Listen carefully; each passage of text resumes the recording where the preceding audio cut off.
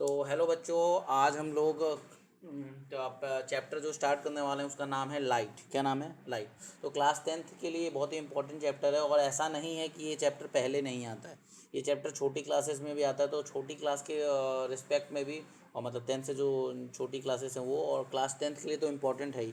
तो मैं आपको ये क्लास 10th के हिसाब से नहीं, क्लास 10th के अकॉर्डिंग तो कराऊंगा ही, लेकिन पुरानी जो चीज़ें हैं वो भी इसमें कवर अप करूँगा। कुछ भी बचेगा नहीं, मतलब आपने जो छोटी क्लास में जो कुछ टॉपिक पढ़े होंगे वो भी कवर हो जाएंगे। ठीक है, 10th के अकॉर्डिंग, और 10th से पहले अगर भी कुछ रह रहा है तो उनके हिसाब से, तो मतलब कोई भी और क्लास के बच्चे हैं वो भी देख सकते हैं, वो टॉपिक वाइज ही सारी चीज़ें हमारी होंगी। अब यहाँ पर आप देख सकते हो लाइट चैप्टर में जो जो टॉपिक्स यहाँ पर लिखे पड़े हैं यहाँ पर हमारे सामने है। ठीक है, टॉपिक्स हम इसमें क्या पढ़ेंगे? लाइट क्या होता है, व्हाट इज़ लाइट, कैरेक्टरिस्टिक्स क्या होती हैं लाइट की, सोर्सेस ऑफ लाइट। अच्छा, एक और चीज़ जब मैं पढ़ा रहा हूँ तो यहाँ पे डॉट दिख रहा होगा आपको, वाइट डॉट। ये वाइट डॉट ये बताएगा कि मैं कहाँ पर हूँ। ठीक है, तो आपको इससे डिनोट करने में आसानी होगी। Sources of light. और क्या टॉपिक्स इस चैप्टर में? ऑब्जेक्ट। ऑब्जेक्ट क्या होता है? अच्छा, ऑब्जेक्ट के अलग अलग टाइप्स हमने बना रखे हैं अलग अलग बेसिस पे। Luminous object, non luminous object, transparent, translucent और ओपेक ऑब्जेक्ट। ओपेक में ए गायब है यहाँ पर, OPA होता है। ठीक है, सही कर लीजिएगा। इसके बाद इमेज क्या होती है? ठीक है, इसके बाद शेडो क्या होती है? ठीक है, एक्लिप्स क्या होता है? रिफ्लेक्शन ऑफ लाइट क्या होता है? लॉ ऑफ रिफ्लेक्शन क्या होता है? Type of reflection. ठीक है, इसके बाद मिरर, मिरर के टाइप्स, उसी में डिटेलिंग वगैरह करनी है। फिर इमेज फॉर्मेशन वगैरह। ठीक है, मतलब मिरर से को क्या क्या इमेज फॉर्मेशन कैसे कैसे होती है, कनकेव मिरर की इमेज फॉर्मेशन, कन्वेक्स मिरर की इमेज फॉर्मेशन, प्लेन मिरर की इमेज फॉर्मेशन। उसके बाद मिरर फार्मूला, उस पर न्यूमेरिकल्स वगैरह। ठीक है, फिर रिफ्रैक्शन क्या होता है, लॉज ऑफ रिफ्रैक्शन क्या होता है। ठीक है, लेंस क्या होता है, लेंस के टाइप्स क्या क्या होते हैं। ठीक है, लेंस और लेंस के टाइप्स अगर समझ गए तो उसके बाद इमेज फॉर्मेशन सीखेंगे, लेंस से कैसे इमेजेस बनती हैं। ठीक है, दोनों लेंसेज से। ठीक है, उसके अलावा हम लोग करेंगे लेंस फार्मूला। ठीक है, फिर पावर ऑफ लेंस, और उसके बाद हमारा चैप्टर ओवर हो जाएगा। ठीक है, आप यहाँ पर देख सकते हो छोटी क्लासेस के भी काफ़ी सारे टॉपिक्स है, तो वो देखने में आपको समझने में बहुत इंटरेस्टिंग होगा और ये होगा। तो स्टार्ट करते हैं व्हाट इज़ लाइट और लाइट की कैरेक्टरिस्टिक्स है। ठीक है, सबसे पहले आपके सामने स्क्रीन पे दिख रहा है लाइट लिखा हुआ है, प्रकाश हिंदी में। ठीक है, तो light is a form of energy which enable us to see things around us. पहली लाइन लिखी हुई है, लाइट एक एनर्जी का रूप है जो हमें क्या करता है, आसपास की चीज़ें देखने में हेल्प करता है। अगर आपको आसपास की चीज़ें देखनी है तो आपको लाइट चाहिए। ठीक है, और लाइट आपको चाहिए, इसके अलावा आप ध्यान रखो, लाइट तो आपको चाहिए लेकिन आपकी आंखें भी आपको चाहिए देखने के लिए। लेकिन इंपॉर्टेंट चीज़ है कि लाइट चाहिए, बिना लाइट के आप किसी भी ऑब्जेक्ट को अपनी आंखों से देख नहीं पाएंगे। अगर आप एक अंधेरे कमरे में हैं और लाइट ही नहीं है तो ऑब्जेक्ट से जो लाइट टकरा के आपके आंखों में आएगी तो आएगी नहीं, तो आप उसे देख नहीं पाएंगे। तो मतलब कोई भी चीज़ को देखने के लिए भी लाइट चाहिए। ठीक है, और लाइट एक क्या है, एनर्जी का रूप है। अब थोड़ी एनर्जी की बात करते हैं। देखो बेटा, एनर्जी जो होता है वो अलग अलग रूप में, अलग अलग फॉर्म्स में पाई जाती है। कभी ये साउंड के फॉर्म में पाई जाती है, कभी ये काइनेटिक एनर्जी के रूप में पाई जाती है, कभी ये विंड एनर्जी के फॉर्म में होती है, कभी ये सोलर एनर्जी के फॉर्म में होती है। मतलब लाइट के अलग अलग फॉर्म्स हैं। ठीक है, अभी हम कौन से फॉर्म ऑफ लाइट के कौन से फॉर्म ऑफ एनर्जी के बारे में पढ़ने वाले हैं? तो एनर्जी जो है अलग अलग फॉर्म्स में पाई जाती है, और अभी हम कौन से फॉर्म को पढ़ने वाले हैं, वो हम लाइट पढ़ने वाले हैं। ठीक है, तो एनर्जी का ही एक फॉर्म हम पढ़ रहे हैं, लाइट, यही हमारा चैप्टर है। ठीक है, आई होप कि कोई दिक्कत ना हो। ठीक है, तो लेट स्टार्ट विद इट। ठीक, और एक ही और इम्पॉर्टेंट लॉ है एनर्जी के लिए, law of conservation of energy. ये क्या कहता है, लिख भी लीजिएगा आप लोग, इसमें लिखा हुआ नहीं, मैं बता देता हूँ। लॉ ऑफ कंजर्वेशन एनर्जी क्या कहता है, ऑफ एनर्जी क्या कहता है? Law of conservation of energy यही कहता है कि energy can neither be created nor be destroyed, it can only change from one form to another form. मतलब लाइट ना ही आप बना सकते हो ना ही मिटा सकते हो, आप इसे केवल एक रूप से दूसरे रूप में बदल सकते हो। ठीक है, आप कहोगे नहीं बिजली तो इंसान ही बना रहा है, इलेक्ट्रिकल एनर्जी जो है वो इंसान बना रहा है, बिल्कुल ठीक बात है, लेकिन वो फॉर्म बदल रहा है, ध्यान रखो। आप इलेक्ट्रिसिटी जिस भी फॉर्म से बन रही है, ठीक है, वहाँ पर हम कन्वर्ट कर रहे हैं बस। हम बना तो रहे हैं टेक्नोलॉजी का यूज़ करके, कन्वर्जन वाली टेक्नोलॉजी यूज़ कर रहे हैं कि इस फॉर्म से इसमें बदलना है। तो वहाँ पर भी हम बना नहीं रहे, ना डिस्ट्रॉय कर रहे हैं, हम केवल उसकी फॉर्म बदल रहे हैं टेक्नोलॉजी का यूज़ करके। ठीक है, नेक्स्ट पॉइंट क्या है? Characteristics of light. अच्छा, जो पहला पॉइंट था वो भी कैरेक्टरिस्टिक्स ही है। इसके बाद क्या है? Light travels in a straight line. क्या बोला है? Light travels in a straight line. मतलब लाइट जो है ना, ऐसे टेढ़ा मेढ़ा डांस जिगजैग मोशन में नहीं जाती है, कोई टेढ़ी मेढ़ी मोशन नहीं करती है, जहाँ भी चल रही है वो सीधा इस पाथ फॉलो करती है। लाइट जब भी चलती है वो सीधा रास्ता फॉलो करती है। अच्छा, इस प्रॉपर्टी को हम लोग क्या बोलते हैं? Light travels in a straight line को, उसको बोलते हैं the rectilinear propagation of light. Rectilinear propagation of light का मतलब होता है कि light travels in a straight path या स्ट्रेट लाइन। इसके लिए एक एक्टिविटी है ना, वो पाइप, टेढ़ी पाइप अगर आप ले लो, एक तरफ कैंडल रख दो, एक तरफ अपनी आंखों से देखो, तो आपको कैंडल की जो फ्लेम है वो नहीं दिखेगी। उसका कारण क्या है कि जो फ्लेम है वो टेढ़ा नहीं ट्रैवल करेगी, ठीक है, समझ आई बात। तो ये मतलब इस बात का ये प्रूफ है कि light always travels in a straight line. वो एक्टिविटी छोटी क्लासेस में कराई जाती थी, वही है ये। Light is a electromagnetic wave, so it does not need medium to travel, ठीक है। लाइट एक इलेक्ट्रोमैग्नेटिक वेव है, इसलिए इसे किसी मीडियम की ज़रूरत नहीं है एक जगह से दूसरी जगह ट्रैवल करने की। अगर मैं बात करूँ साउंड की, देखो साउंड जो है हमारी वेव है, उसे ना मीडियम चाहिए होता है, या तो सॉलिड मिल जाए या लिक्विड मिल जाए या गैस मिल जाए एक जगह से दूसरी जगह जाने के लिए। लेकिन लाइट का ऐसा नहीं है, लाइट एक इलेक्ट्रोमैग्नेटिक वेव है, ठीक है। इसे किसी मीडियम की ज़रूरत नहीं होती है एक जगह से दूसरी जगह जाने के लिए, ठीक है। इसके बाद बात करता हूँ मैं, मतलब लाइट को आप खुद देखो, उसका एक बेस्ट एग्जांपल है सन है और अर्थ है। सन और अर्थ के बीच में लाखों किलोमीटर्स की दूरी है, लेकिन तब भी सन से और उसके बीच में आपको पता है अच्छा खासा वैक्यूम है, मतलब कोई मैटर एग्जिस्ट नहीं है वहाँ पर, मतलब कोई मीडियम नहीं है, एयर वगैरह या फिर और कोई चीज़ नहीं है जिससे लाइट वहाँ पे आ सके। तो ये हमें इस चीज़ का इंडिकेशन दे रही है कि लाइट को किसी मीडियम की ज़रूरत नहीं है, क्योंकि वो इलेक्ट्रोमैग्नेटिक वेव है, और जो इलेक्ट्रोमैग्नेटिक वेव्स होती हैं वो बिना मीडियम के एक जगह से दूसरी जगह ट्रैवल कर सकती हैं। अच्छा, ठीक है, आई होप कि समझ आ रहा हो। Light forms the dark shadow of opaque object. Light जो है वो क्या करती है, ओपेक ऑब्जेक्ट की डार्क शेडो बनाती है। तो ट्रांसपेरेंट और ट्रांसल्यूसेंट की कैसे बनाएगी, तो देखो ट्रांसपेरेंट की बहुत ही हल्की, बहुत ज़्यादा हल्की बनाती है या बनाती ही नहीं है, ठीक है। और इसके बाद ट्रांसल्यूसेंट की बनाती है, लेकिन काफ़ी लाइट होती है वो शेडो, ठीक है। शेडो मतलब परछाई, और परछाई कैसे बनती है, जब लाइट के पाथ को अगर कोई ऑब्जेक्ट ब्लॉक कर देता है तो सामने स्क्रीन पर क्या बनती है, एक डार्क पैच बनता है जिसे हम शेडो बोलते हैं। इसके बारे में हम डिटेल पढ़ेंगे शेडो के बारे में अभी, ठीक है, क्या होता है, किस पे डिपेंड करता है। Speed of light is 3 × 10⁸ metre पर सेकेंड, ठीक है। क्या कह रहा है, जो लाइट की स्पीड होती है 3 × 10⁸ मीटर पर सेकेंड होती है, मतलब एक सेकेंड में 3 × 10⁸ मीटर वो ट्रेवल कर सकती है। आपको इसी से अगर मैं अंदाज़ा लगाऊं तो धरती और सन के बीच में काफ़ी ज़्यादा डिस्टेंस है, ठीक है, और उस डिस्टेंस को कवर करने के लिए भी उसे लगभग 8 मिनट्स का समय लगता है। तो इतनी ज़्यादा स्पीड से चलने के बाद भी उसे इतना ज़्यादा समय लग रहा है, तो आप अंदाज़ा लगा सकते हैं कि धरती और सन के बीच में कितना ज़्यादा डिस्टेंस होगा कि 8 मिनट लग जा रहे हैं इतनी ज़्यादा स्पीड से चलने के बाद भी, ठीक है। आई होप कि आपको यहाँ तक क्लियर हुआ हो कैरेक्टरिस्टिक्स ऑफ लाइट तक। अब हम अगला टॉपिक करने जा रहे हैं, उसका नाम है सोर्सेस ऑफ लाइट, ठीक है। सोर्सेस ऑफ लाइट को देखो, ये रहा सोर्सेस ऑफ लाइट। देखो भाई, सोर्स का मतलब क्या होता है, जहाँ से भी आपको वो चीज़ मिल जाए। सोर्स मतलब एक्चुअली कहाँ से वो चीज़ मिलनी है। जैसे हमें पैसे लेने होते हैं तो हम क्या होते हैं, हमारे लिए पैसे का सोर्स कौन है, मम्मी पापा। हम उनसे ही मांगते हैं, कोई भी सामान के लिए, स्टेशनरी का सामान लाना है, पापा को बोलोगे, मम्मी को बोलोगे। तो पैसों का सोर्स आप लोगों के लिए कौन है, मम्मी पापा। कोई भी नीड है आपकी, कोई भी ज़रूरत को पूरा करना है, उसके लिए आपके सोर्स कौन है, योर फादर, योर मदर। वैसे ही लाइट का सोर्स का है, मतलब लाइट हमें कहाँ कहाँ से मिलती है, ठीक है, वो बोला है। तो object that emit light are called sources of light, मतलब ऐसे ऑब्जेक्ट जो लाइट एमिट करते हैं, मतलब लाइट देते हैं, ठीक है, उसे हम क्या बोलते हैं, सोर्सेस ऑफ लाइट बोलते हैं। सही बात है, लाइट का सोर्स का मतलब क्या है, जहाँ से हमें लाइट मिलती है। इसके बाद बात आती है सोर्स के टाइप कितने होते हैं, मतलब लाइट के सोर्स के टाइप क्या क्या है। एक होता है नेचुरल सोर्स ऑफ लाइट और एक होता है artificial source of light. Natural source of light क्या होता है, देखो जहाँ नाम से क्लियर है, नेचुरल मतलब प्राकृतिक, मतलब हमें जो नेचर से मिल जाए, ऐसा मतलब ऐसा लाइट का सोर्स जो हमें नेचर से मिले, मतलब ऐसी कोई चीज़ जो नेचुरली हो और वो हमें लाइट दे, तो उसे हम बोलते हैं नेचुरल सोर्स ऑफ लाइट। और आर्टिफिशियल सोर्स ऑफ लाइट मतलब मैन मेड हो, जिसे इंसानों ने बनाया हो, जो पहले नेचर में नहीं एग्जिस्ट करी थी, जिसे इंसानों ने क्रिएट करा और उससे हमें लाइट मिल रही है, तो उसे हम क्या बोलते हैं, आर्टिफिशियल सोर्स ऑफ लाइट बोलते हैं। अब यहाँ पर देखो क्या बोला है, the natural source of light are provided by nature. Natural source of light किससे मिलता है, हमें नेचर से मिलता है, प्रकृति से, साफ साफ वही जो मैंने बताया। और the sources of light that are made by humans, वो सोर्स ऑफ लाइट जो इंसानों ने बनाया है उसे हम क्या बोलते हैं, आर्टिफिशियल या फिर मैन मेड। क्या बोलते हैं, man made source of light. Example देखो नेचुरल सोर्स ऑफ लाइट का, सन जो है वो मेन और brightest natural source of light है धरती पर। इसके अलावा आपके स्टार्स हो गए, अच्छा सन भी एक स्टार है, ध्यान रखना, लेकिन वो सबसे पास का स्टार है हमारे सोलर सिस्टम का, इसलिए हम उसको अलग से नाम देते हैं सन। इसके अलावा फायर फ्लाई, जुगनू, ये सारे कैसे सोर्सेस ऑफ लाइट है, नेचुरल, ठीक है, प्राकृतिक में। इसके बाद आती है bulbs, tubelights, torches, candles etcetera ETC, ये हमारे कैसे एग्जाम्पल्स हैं, आर्टिफिशियल सोर्स ऑफ, क्या बल्ब पहले प्रकृति में था? नहीं, इंसानों ने बनाया। क्या ट्यूबलाइट पहले एग्जिस्ट करती थी? नहीं, इंसानों ने बना रखी है। टॉर्चेस इंसानों ने बनाया, कैंडल्स इंसानों ने बनाई है, ठीक है। ऐसे ये जो जितनी भी चीज़ों की मैंने बात करी और ये सारी हमें लाइट देती हैं, और इसीलिए क्या कहला रही है? मैन मेड या artificial source of light. Next topic पर चलते हैं, छोटा ही टॉपिक है अगला भी। हाँ, ऑब्जेक्ट, व्हाट इज ऑब्जेक्ट, ठीक है। आइए ऑब्जेक्ट के बारे में जानते हैं।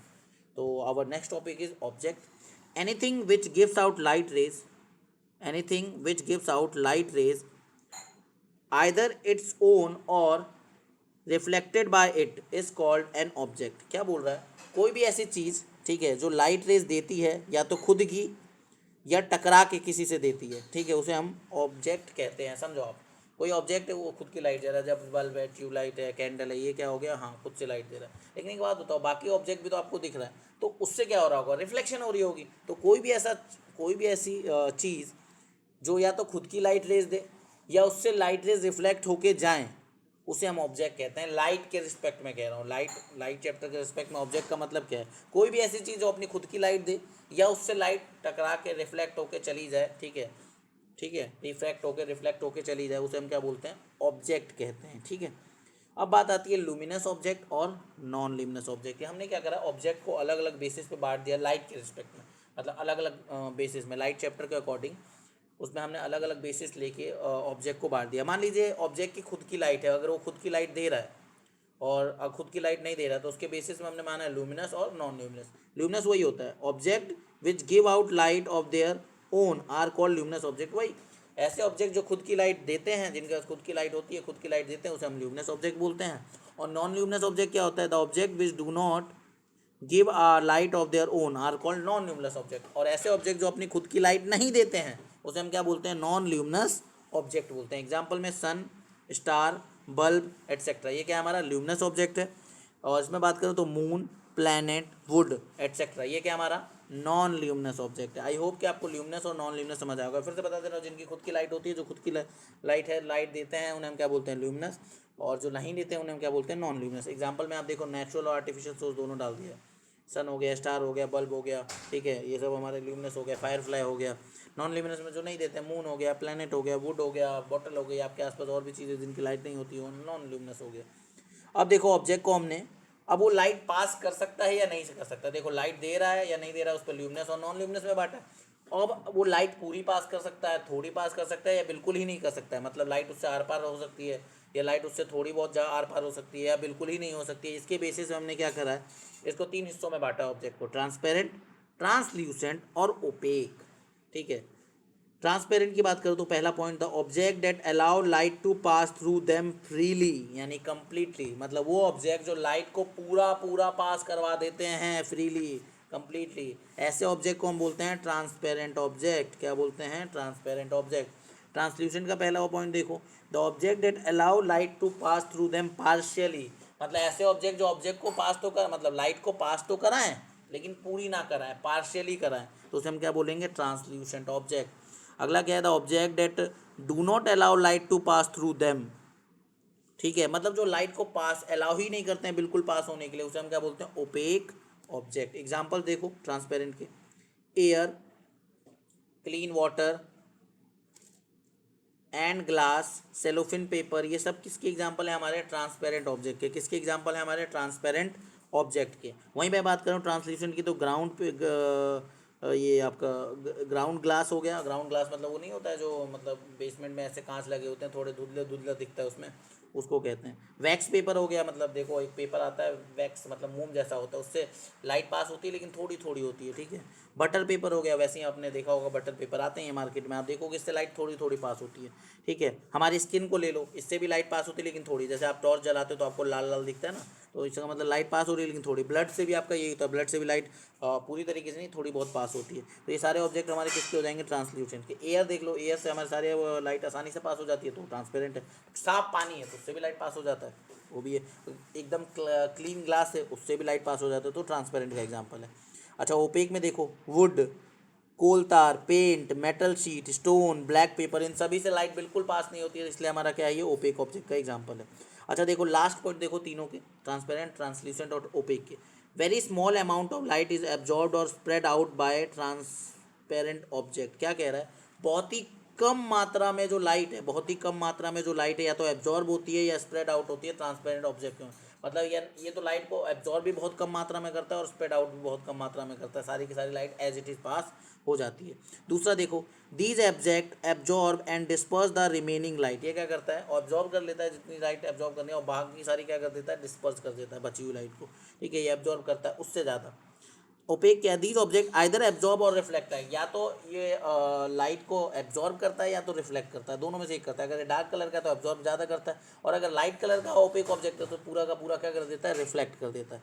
तो ये था हमारा डिफरेंस किसका, ट्रांसपेरेंट, ट्रांसल्यूसेंट और ओपेक, ठीक है। अगर आपको हल्का ब्लर देखे तो रेजोल्यूशन बढ़ा लीजिएगा, ठीक है, जो भी वीडियो देख रहे हैं रेजोल्यूशन बढ़ा लीजिएगा, आपको क्लियर दिखेगा, ठीक है।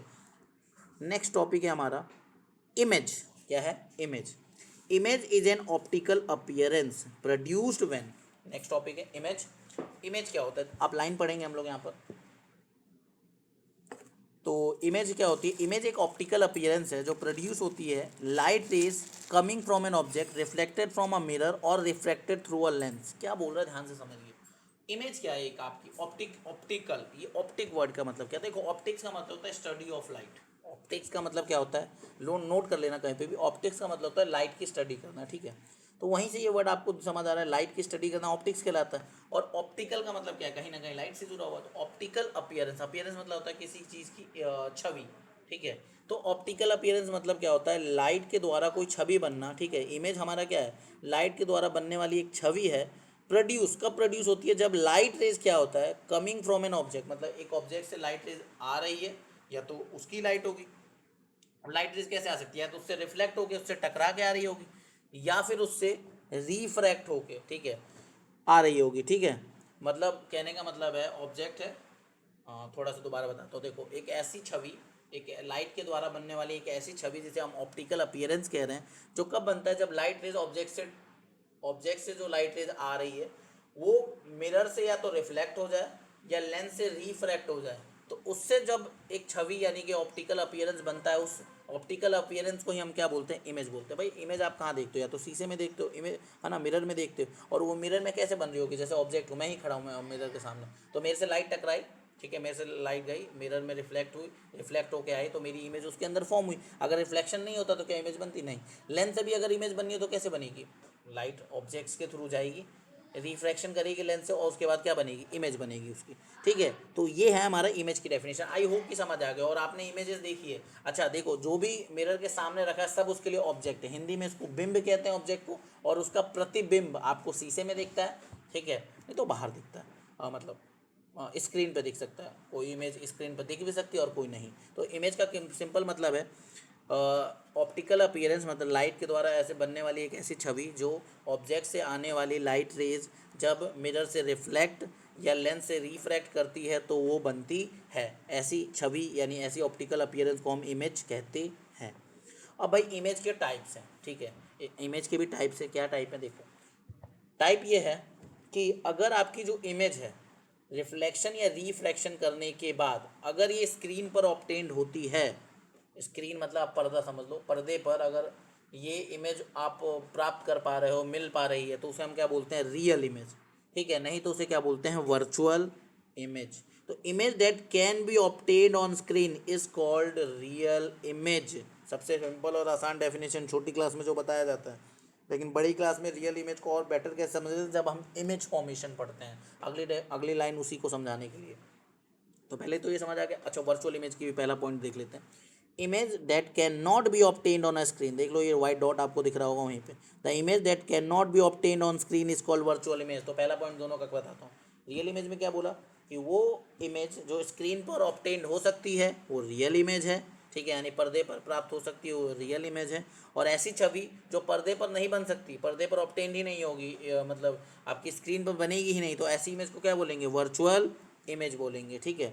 इसके बाद देखो real image is formed when the rays actually meet. अब मैं आपको कैसे बताऊं, देखो रियल इमेज कब बनती है, जब रेज एक्चुअली मीट करती है। मतलब देखो क्या हुआ, दो ऑब्जेक्ट से रेज आ रही हैं, बहुत सारी रेज आती होंगी एक साथ में, तो रेज आ रही हैं, ठीक है, रेज आ रही हैं, रेज टकराने के बाद क्या हुआ, मिरर से मान लो टकराई, रिफ्लेक्शन हुई, और उसके बाद टकराने का रिफ्लेक्शन करने का जो रेज है एक्चुअली मीट हो गई, ठीक है, तो समझ लेना कि वो कैसी है, रियल इमेज है। लेकिन मान लो कि ऑब्जेक्ट से रेज आई, ठीक है, और आने के बाद जो है रेज मीट तो नहीं हुई, लेकिन अगर आप उसकी जो रिफ्लेक्शन के बाद जो रेज जा रही हैं जो है ना, उसको अगर आप देखो और पीछे बेंड करो है ना, पीछे उसका अगर डॉटेड पार्ट लाओ तो ऐसा लगेगा कि वो मिलती, ठीक है। तो अगर ऐसा अपीयर हो कि वो मीट कर रही है रेज, रिफ्लेक्शन वाली रेज, तो आप समझ जाना कि वो कैसी इमेज है, वर्चुअल इमेज है। ये वाला देखो पॉइंट जो मैंने बोला कि एक्चुअली मीट कर रही है तो रियल है, और एक्चुअली अपीयर हो रहा है तो वर्चुअल है, ये आप इमेज फॉर्मेशन में समझोगे, ध्यान रखिएगा।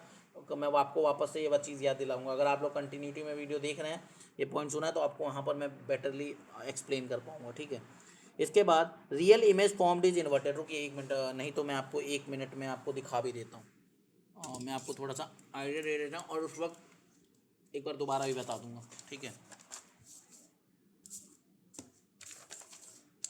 हाँ, यहाँ पर let me open my camera, see, ये है, जैसे मान लीजिए एक मिरर है, कनकेव मिरर है सपोज। कनकेव मिरर क्या होता है, कन्वर्जिंग होता है, ये हमारा ऑब्जेक्ट है, इससे लाइट गई, ऐसे आ गई। मान लो एक और रे आ रही है, ऐसे टकरा के ऐसे आ गई, तो ये ऐसे गई और ऐसे आ गई।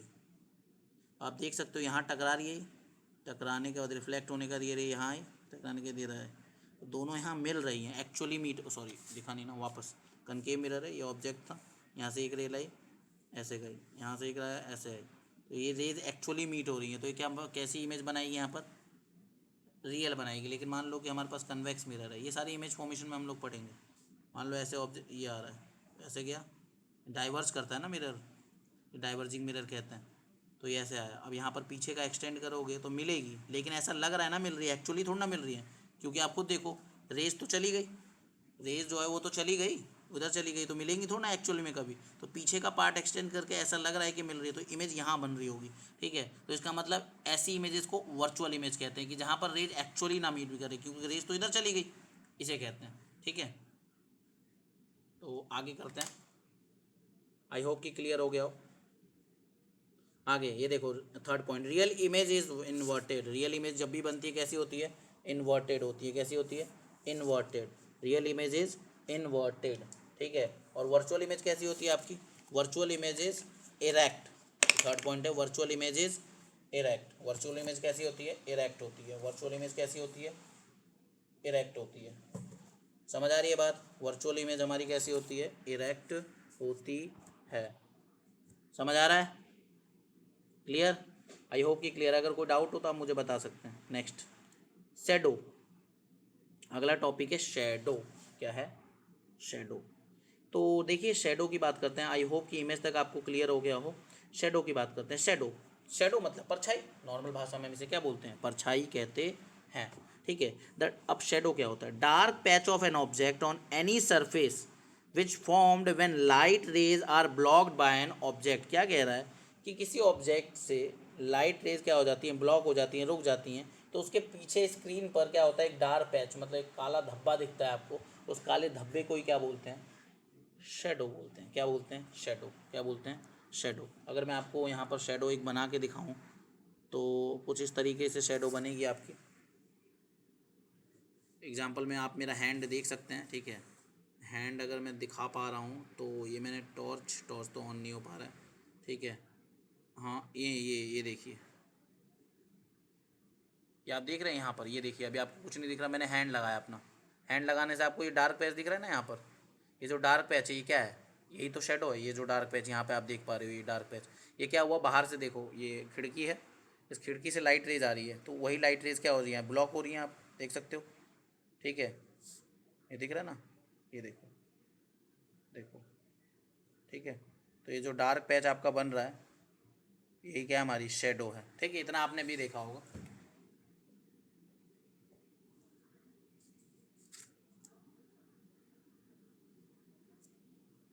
तो शेडो ही कंटिन्यू कर रहे हैं। हाँ, अगला point, an opaque object cast a dark shadow. अगर आपका ऑब्जेक्ट ओपेक है तो उसकी शेडो डार्क बनेगी, ठीक है।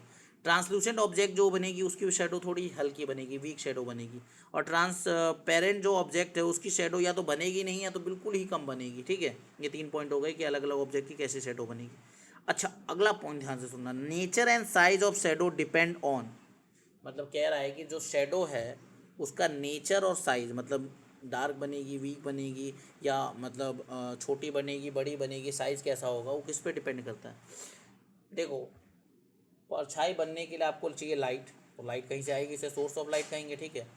एक ऑब्जेक्ट चाहिए जो उस पर लाइट को रोकेगा, ठीक है। और तीसरा आपको स्क्रीन चाहिए, ठीक है। तो सबसे पहले आपका जो सोर्स ऑफ लाइट है उसको, वो कितना बड़ा है, बहुत बड़ा टॉर्च है, बहुत छोटा है, ट्यूबलाइट है, या सन है, क्या है। तो सोर्स ऑफ लाइट कौन है, और जिस ऑब्जेक्ट की परछाई बनेगी, मतलब जो ऑब्जेक्ट उसको ब्लॉक करेगा, वो कौन है, उसका साइज़ कितना है। तो ये डिपेंड करता है पहला किस पे, सोर्स ऑफ लाइट का, मतलब जो सोर्स ऑफ लाइट है उसका साइज़ कितना है, और जो ऑब्जेक्ट है उसका साइज़ कितना है, ठीक है। इन दोनों पे डिपेंड करती है, इन दोनों के साइज़ पे। दूसरा पॉइंट क्या है, इन दोनों के बीच की दूरी कितनी है, इन दोनों के बीच की दूरी कितनी है, distance between the source of light and the object, मतलब सोर्स ऑफ लाइट और ऑब्जेक्ट के बीच की दूरी कितनी है, इस पर भी ये बात डिपेंड करती है। समझ आ रही है बात, ठीक है। मैं अभी आपको ये दिखाता भी हूँ कैसे। इसके बाद शेडो की कैरेक्टरिस्टिक्स है, ये वाला पॉइंट मैं आपको समझाता भी हूँ कैसे, सोर्स ऑफ लाइट के साइज़ और उस पर, और ये डिस्टेंस पे कैसे डिपेंड करती है। आपने कभी ये चीज़ गौर करिए, देखिए जो पास होती है, एक मिनट मैं आपको शो करता हूँ, रुको।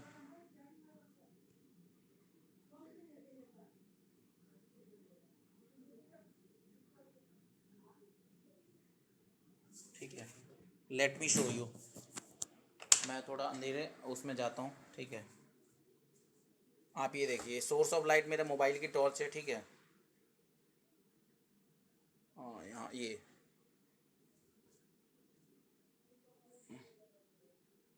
ये देखो, ये आप परछाई देख सकते हो पीछे। मैं आपको यहाँ नीचे दिखाता हूँ, ये देखो, ये ये पास आ रहा हूँ मैं, तो परछाई देखो आप कितनी बड़ी बन रही है।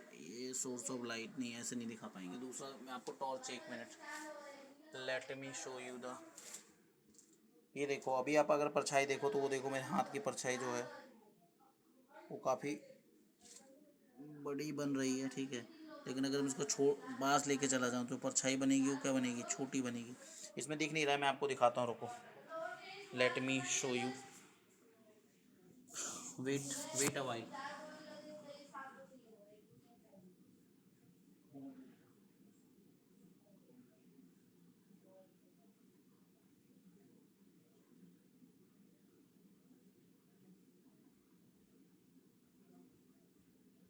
हाँ, अब दिखाता हूँ।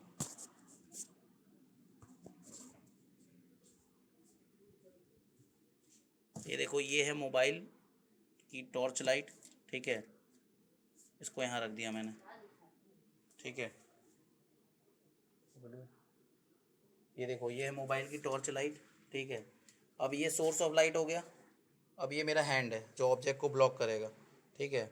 अब मैं जितना पास हूँ, देखो जितना दूर जा रहा हूँ, सामने रखने से, हाँ, यहाँ से दिखाइए। हाँ, ये देखो, ये मेरा हाथ है और ये सोर्स ऑफ लाइट है, ठीक है। तो अभी परछाई दिख रही है यहाँ पर, काफ़ी बड़ी बन रही है, लेकिन जैसे जैसे मैं पास आ रहा हूँ, ये परछाई देखो, दिख रहा है, ये परछाई की जो साइज़ है वो छोटा हो गया। तो डिस्टेंस देखो, सोर्स ऑफ लाइट और ऑब्जेक्ट के बीच की दूरी अभी ज़्यादा है, तो जो शेडो बन रही है वो छोटी बन रही है। अब मैं पास ला रहा हूँ, आप मेरी उंगलियां देख सकते हो कितनी बड़ी बड़ी हो गई हैं। इससे क्या पता चल रहा है कि सोर्स ऑफ लाइट और ऑब्जेक्ट के बीच की दूरी अगर कम है तो जो शेडो है वो बड़ी बनेगी, और अगर वो ज़्यादा है तो शेडो कैसी बनेगी, छोटी बनेगी। तो सोर्स ऑफ लाइट मतलब जहाँ से लाइट मिल रही है, ऑब्जेक्ट कौन सा, जो लाइट की शेडो को ब्लॉक कर रहा है, ये देखो, ठीक है। और स्क्रीन जहाँ पर भी आपकी शेडो बन रही है, और आप शेडो नॉर्मल लाइफ में बहुत बार देखते हो, तो मेरे हिसाब से आपको समझ आ गया होगा, ठीक है। तो इसे कहते हैं हम लोग कि कैसे डिपेंड करता है साइज पे कि शेडो कैसे कैसे बनेगी। आई होप कि क्लियर हो गया हो, ठीक है। आगे बात करते हैं। आगे अगर मैं बात करूं तो वही है, शेडो की कैरेक्टरिस्टिक्स है।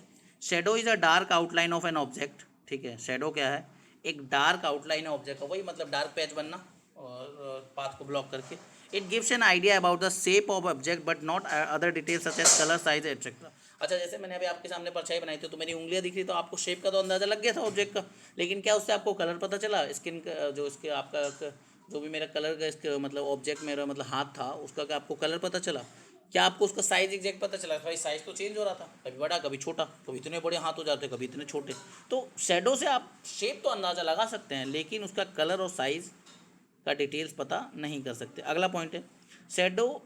जो शेडो की जो शेप होती है, shape of shadow depends upon the shape of object.